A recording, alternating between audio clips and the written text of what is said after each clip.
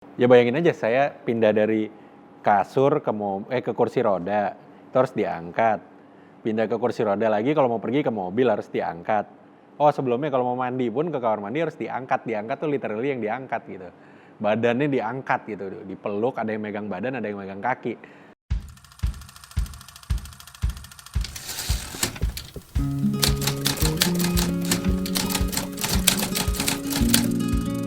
Nama saya Ardi Marama Putra, umur saya 28 tahun, lahir tahun 90. Sekarang saya fokus sebagai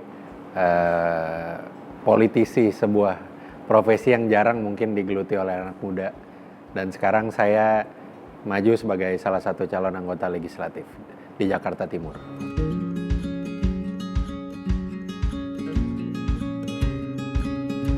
Saya bukan merupakan penyandang disabilitas dari lahir. Saya lahir sebagai manusia normal dari SD, SMP, SMA, sampai akhirnya saya lulus SMA, diterima kuliah di salah satu universitas negeri di Bandung. Lalu setelah semester 1 saat sedang menjalani kuliah lapangan, saya mengalami kecelakaan mobil tunggal di sebuah gunung di daerah Jawa Barat. Di situ saya menderita kelumpuhan karena ada tulang di leher yang patah dan menusuk ke spinal cord-nya. Jadi itu namanya spinal cord injury dan akhirnya saya menjadi tetraplegia, yaitu seorang disabilitas yang tidak mempunyai kontrol penuh atas tubuhnya. Jadi sebelum kecelakaan saya orang yang aktif, yang suka berolahraga. Dari SD itu udah main bola, main basket, main bowling. Udah pokoknya hampir semua olahraga yang pakai bola deh. Udah saya jalanin, udah saya tekuni, udah saya pelajari gitu. Sampai akhirnya seperti ini, nggak bisa berolahraga lagi, mencoba mencari dan nggak bisa melanjutkan kuliah karena saat itu fasilitas sebuah universitas negeri itu tidak bisa universitas negeri tidak bisa memberikan fasilitas kepada penyandang disabilitas karena gedung yang bertangga-tangga, lalu banyak deh hambatannya untuk bisa kembali kuliah. Sampai akhirnya saya kembali ke Jakarta dan melanjutkan hidup di Jakarta lagi. Saya pingsan sekitar mungkin hanya 1 jam dari kecelakaan. Itu bangun di sebuah puskesmas di Indramayu atau di mana gitulah, di daerah Jabar. Itu badan saya dingin karena ketumpahan air dari cooler box gitu. Karena coolernya dari styrofoam, dia pecah ke badan saya. Tapi kerasa dinginnya itu cuma di atas. Jadi di bawah ini udah nggak berasa apapun sama sekali. Ya saat itu udah pasrah sih, kayak udah cuman bangun, nanya bisa telepon keluarga saya di Jakarta. Tapi udah sadar ya nggak bisa gerak, terus habis itu udah pingsan lagi. Sampai keluarga saya datang paginya, dibawa ke Jakarta. Dari puskesmas ke rumah sakit di Cirebon dulu, rumah sakit Pertamina, yang mana saat itu hari Minggu nggak ada dokternya, jadi mau ngecek pun nggak bisa. Orang tua saya datang marah-marah, lalu ya udah langsung dibawa ke Jakarta. Nah itu di perjalanan nih udah nggak bisa gerak, kayak cuman berasa ada sakit-sakit karena saya kan mental keluar dari kaca mobil belakang, jadi itu kaca-kaca di seluruh badan saya. Jadi cuman di sepanjang perjalanan Cirebon ke Jakarta cuman merasakan sakit di pala aja karena ternyata tuh ada kaca di pala saya, masih nempel gitu di kulitnya. Itu di rumah sakit Fatmawati. Jadi dokternya datang ke kamar, ada ibu saya, bapak saya. Tapi pada saat itu dokternya nggak ngomong secara gamblang. Akhirnya bapak ibu saya diajak ke ruangan dokternya. Balik-balik mereka udah bawa kayak buku. Jadi buku itu tuh untuk menyiapkan menyiapkan orang untuk menjadi seorang penyandang disabilitas, menyiapkan keluarga.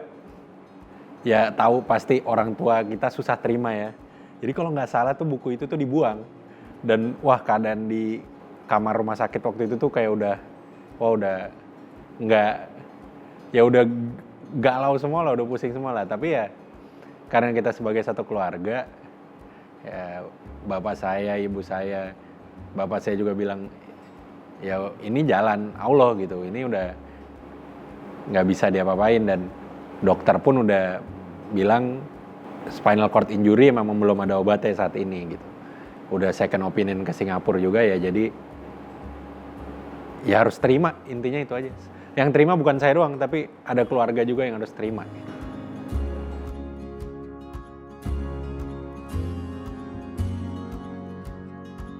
Jadi saya 4 bulan di rumah sakit. Bulan pertama itu hampir seluruh badan saya masih nggak bisa gerak. Dan jadi layar saya itu dipasang kayak semacam besi yang dibor kepala.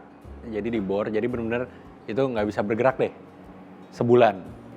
3 bulan mulai bisa gerak, tangan dikit-dikit, kaki dikit-dikit, dan itu diterapi tiap hari di Rumah Sakit Fatmawati. Ya jadi adaptasi saya dimulai dari situ gitu. Membiasakan diri dari rumah sakit itu.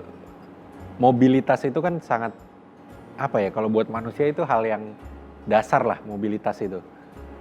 Saat nggak bisa, ibaratnya dari tempat tidur nggak bisa ngapa-ngapain sendiri, ya mungkin menurut orang itu, wah itu suatu hal yang berat ya gitu.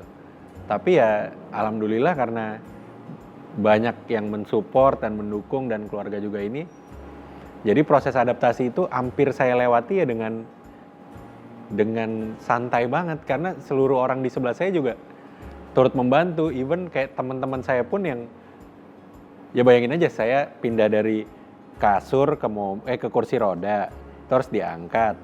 Pindah ke kursi roda lagi, kalau mau pergi ke mobil harus diangkat. Oh sebelumnya kalau mau mandi pun ke kamar mandi harus diangkat. Diangkat tuh literally yang diangkat gitu. Badannya diangkat gitu, dipeluk, ada yang megang badan, ada yang megang kaki. Nah itu tuh semua dari keluarga sampai teman saya, adik saya, semua itu belajar untuk melakukan itu. Jadi ya saya merasa kayak ya proses adaptasi itu harus dijalani dengan biasa banget, nggak boleh terlalu diiniin. Lalu ya mulai kehidupan biasa ya. Habis pulang ke rumah 4 bulan itu masih bolak-balik terapi ke Fatmawati, tapi dari situ selalu setiap kali habis dari rumah sakit tuh saya ingat banget nongkrong di mall sama teman-teman. Jadi teman-teman waktu itu masih kuliah.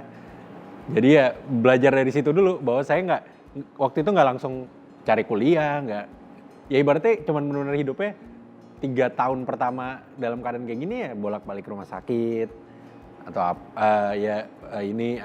terapi, dan kayak ya nongkrong di mall sama ketemu temennya, dan teman saya sering ke rumah gitu setiap weekend. Jadi ya adaptasinya ya awalnya seperti itu gitu.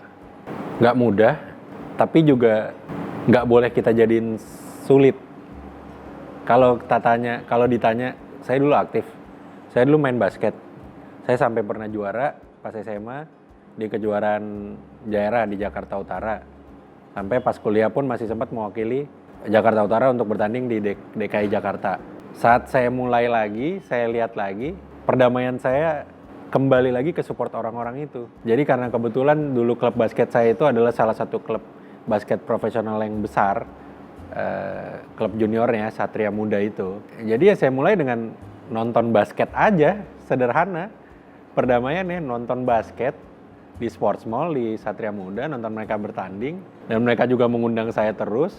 Sampai pada suatu hari di pertandingan final, saya didorong ke tengah lapangan, dikasih bajunya, dikasih tanda tangan pemainnya, foto bareng semua. Ya itu proses perdamaian sih, bahwa menurut saya bisa menikmati olahraga ini tanpa saya harus bermain gitu. Bisa saya menikmati punya teman-teman yang banyak. Itu malu sih, satu lapangan loh. Itu lapangan penuh, Sports Mall 5.000 6.000 orang itu dorong ke tengah lapangan, dalam keadaan saya waktu itu belum kayak gini nih, belum yang fit kayak gini, masih duduk tuh nyender kursi rodanya, masih yang ya kelihatan ini banget lah, lemah gitulah. Tapi ya itu kembali lagi support dan semangat dari sebelah-sebelah itu yang membawa saya berdamai gitu dengan keadaan. Dan pada akhirnya setelah saya nonton itu, akhirnya saya bikin klub basket sendiri. Akhirnya saya punya suatu kesempatan untuk ngebantu anak-anak latihan basket, anak-anak kecil nih dari SD, SMP, SMA, untuk mereka bermain basket, menyalurkan hobinya di suatu kegiatan yang positif, kegiatan ekstra kurikuler di luar sekolah. Ya saya lakukan itu selama dari tahun 2011. Saya membangun klub basket, alhamdulillah prestasinya lumayan bagus di Jakarta. Ya kembali lagi, membangun klub basket juga dibantu seorang sahabat saya. Jadi emang hidup saya ini alhamdulillahnya berkah terbesar saya itu ada keluarga dan sahabat. Jadi kira-kira gitu.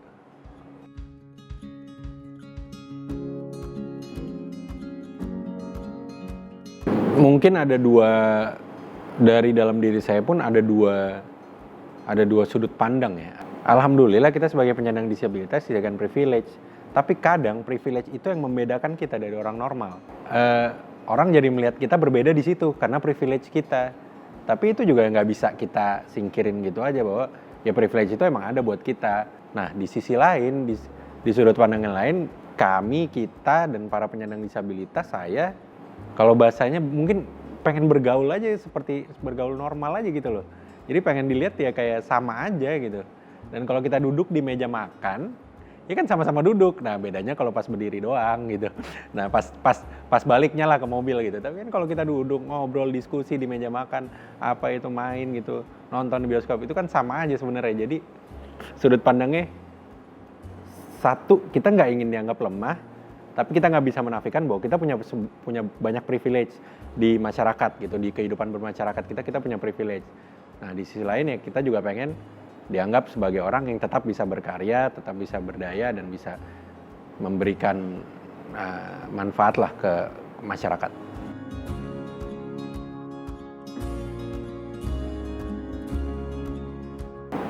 Saya kecelakaan 2007, saya pertama kali naik pesawat diajak liburan sama keluarga saya tahun 2009. Itu ke Bali. Itu jadi 1,5 tahun, hampir 2 tahun, 1,5 tahun lah setelah kecelakaan. Ya itu jadi pertama kali saya merasakan lah.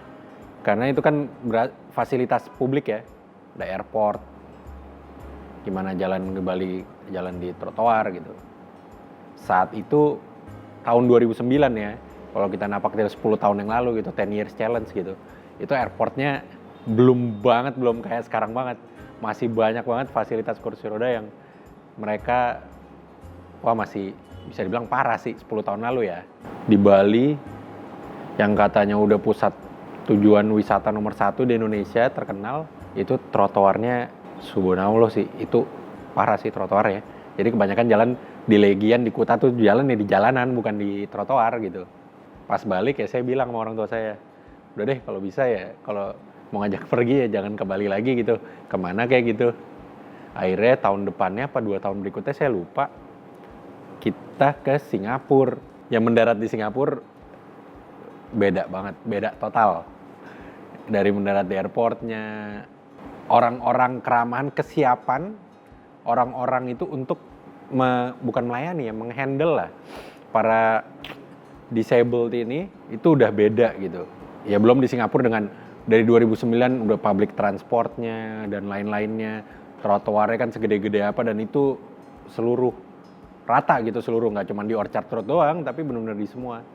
Jadi ya kalau pada saat itu dan bahkan sampai 5 tahun ke belakang ya Indonesia masih sangat kurang sih. Baru ini saat Indonesia akan menjadi penyelenggara ASEAN Para Games, setelah ASEAN Games itu baru fasilitas dan terutama airport itu baru sangat membaik. Jadi itu berarti baru tahun lalu 2018. Dari 2018 awal 2017 itu baru sangat membaik.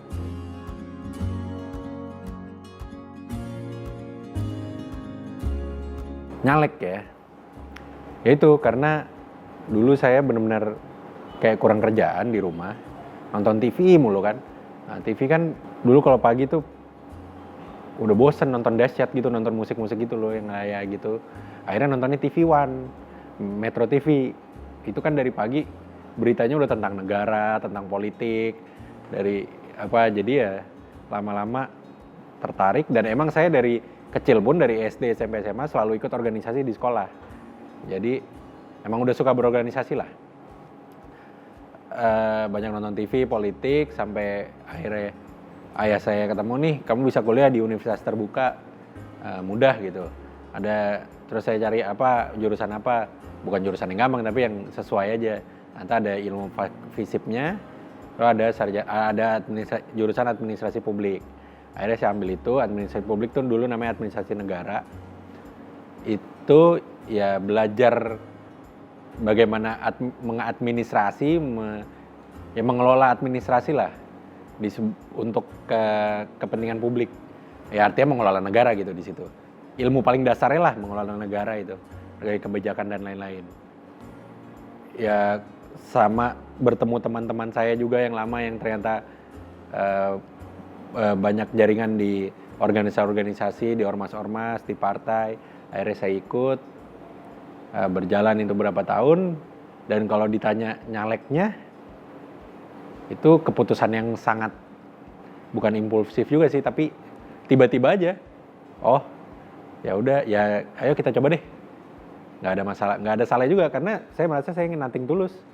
Ayo kita maju aja, nggak ada ruginya kok. Sebuah hal menurut saya yang nggak ada ruginya, nggak ada salahnya untuk dicoba gitu. Jadi ya saya nyalek ya karena emang saya suka berorganisasi, saya punya latar belakang ilmu politik dan emang suka berpolitik, dan kebetulan kembali lagi saya punya teman-teman banyak, dan ada beberapa keluarga tapi bukan ayah ibu saya nggak berpolitik sama sekali. Ada teman-teman dan keluarga jauh saya yang juga berpolitik, ya udah nggak ada salahnya dicoba sih gitu aja.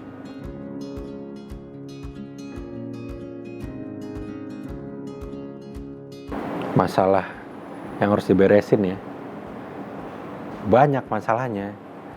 Maksudnya negara kita ini kan belum bisa dibilang negara maju-maju banget gitu ya. Jadi sebenarnya kalau saya terlalu egois, kalau karena saya anak muda, terus saya suka olahraga, saya bilang saya mau bikin olahraga Indonesia dia bagus, jadi berprestasi banget lah. Tapi kalau saya ngomong gitu, itu namanya egois. Karena apa? Karena banyak banget masalah yang lebih penting, yang lebih primer gitu dibandingin hal-hal tersebut, kayak olahraga, kayak pemuda gitu, yang emang harus diberesin. Pendidikan kita belum merata, kesehatan kita mulai membaik dengan ada BPJS yang udah rapi. Tetapi dua hal ini menurut saya pada prinsipnya belum cukup baik dan harus diperbaiki. Jadi kan, tapi memang saya cintanya olahraga. Saya olahraga, kebetulan saya aktif di Ikatan Sport Sepeda Indonesia dan di Perbasi juga, Persatuan Bola Basket. Tapi sebelum hal-hal itu, sebelum anak ini berolahraga, seorang anak Indonesia harus punya latar belakang pendidikan dan kesehatan dulu. Orang ini untuk bisa berolahraga tetap harus mempunyai pendidikan dan sehat gitu. Jadi itulah dua hal primer yang menurut saya harus dibatasin, karena saya punya banyak pengalaman juga dengan kesehatan kan, karena di rumah sakit lama waktu itu. Jadi ya dua hal itu sih, dua hal paling primer dan paling mendasar yang dibutuhkan di negara ini, ya pendidikan dan kesehatan, di mana saya pengen sih. Dan saya pengennya juga olahraga itu sebenarnya masuk ke pendidikan, karena olahraga itu salah satu adalah bagian dari pendidikan karakter dari anak bangsa Indonesia ini.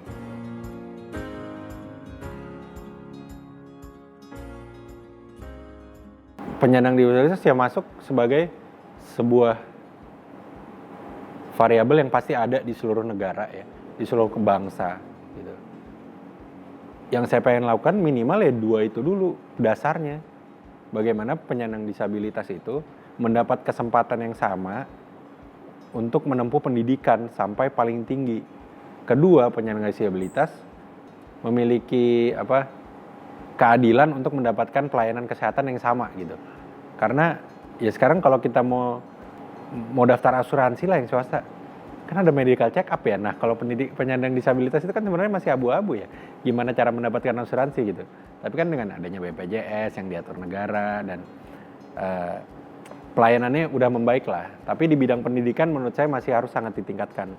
Gimana caranya penyandang disabilitas itu kan nggak selamanya harus sekolah luar biasa ya. Sebenarnya bisa penyandang disabilitas sekolah, dan terutama nanti di universitas, di pendidikan tinggi gitu. Gimana caranya di pendidikan tinggi penyandang disabilitas ini punya kesempatan yang sama, sehingga memiliki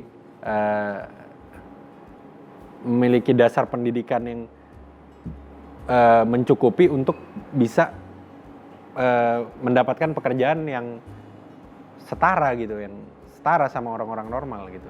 Tapi kan nggak mungkin kalau penyandang disabilitas itu cuma dikasihanin, tapi nggak dikasih pendidikan yang sama gitu loh. Nggak bisa kita masa mau suruh ngangkat telepon jadi customer service, kan nggak boleh kayak gitu loh. Harus, ya pendidikannya harus sama gitu. Yang emang kalau mampu ya harus dididik sama gitu. Dan mungkin itu kembali lagi, ya negara harus menyiapkan dan menyediakan gitu, karena nggak bisa kita maksa swasta, maksudnya universitas swasta gitu. Kalaupun mereka mau ya bagus, itu untuk marketingnya juga bagus gitu, mereka nyiapin buat disabilitas. Tapi negara harus memberikan contoh sih.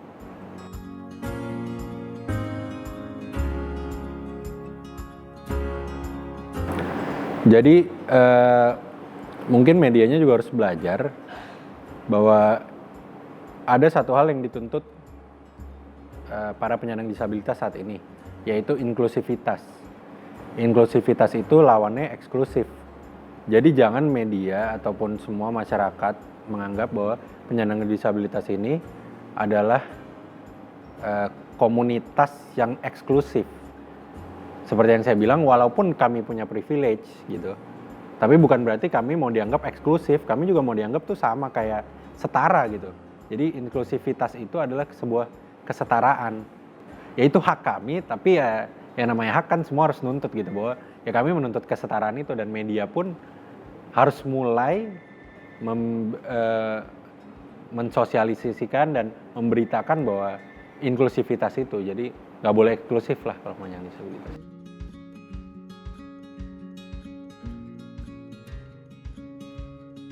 Kalau untuk penyandang disabilitas, kita jangan menuntut setara dulu sebelum kita yakin kita bisa setara dalam hal pemikiran dan lain-lain gitu. Jadi setelah pemikiran kita setara sama orang yang biasa, yang normal, yang bukan penyandang disabilitas, ayo kita tuntut kesetaraan kita gitu. Jadi kita tunjukkan bahwa kita bukan orang-orang eksklusif, kita bukan orang-orang yang manja, yang minta dikasihanin, yang pada akhirnya cuma bisa minta-minta doang. Tapi kita harus tetap menunjukkan bahwa kita juga masih bisa berkarya gitu. Kalau untuk kawan-kawan yang bukan penyandang disabilitas, kami tidak pernah meminta penghargaan dan penghormatan yang berlebih. Paling enggak mengerti aja gitu, kalau ya emang beberapa penyandang disabilitas dan penyandang disabilitas itu pasti punya kebutuhan atau ya special needs gitu, kebutuhan khusus. Contohnya satu nih, paling gampang, padahal itu udah ada stikernya di sebelah lift kalau di gedung di mall gitu. Ada ini untuk, ya sebenarnya nggak perlu pakai stiker itu sih, udah harus ngerti aja, maksudnya orang penyandang disabilitas ya didahulukan aja gitu. Itu udah adab yang sangat standar banget sih di negara-negara lain gitu. Nah itu sih paling gitu. Kami nggak minta penghargaan atau penghormatan, tapi pengertian aja dikit gitu akan kebutuhan kami yang lebih gitu.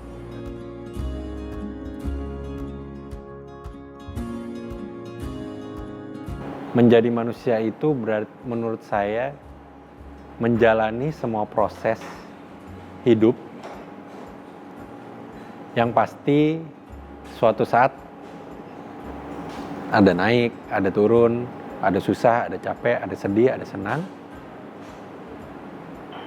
Dan di setiap proses kehidupan itu, di setiap perasaan atau tantangan atau hambatan atau mungkin kesenangan yang kita hadapi, itu kita harus ingat ya bahwa semua manusia itu sama-sama jalan di bumi ini gitu. Nggak ada yang berbeda, nggak ada yang manusia bisa terbang, nggak ada manusia bisa nyelam di air 1 jam. Ya manusia itu sama, jadi menjadi manusia itu adalah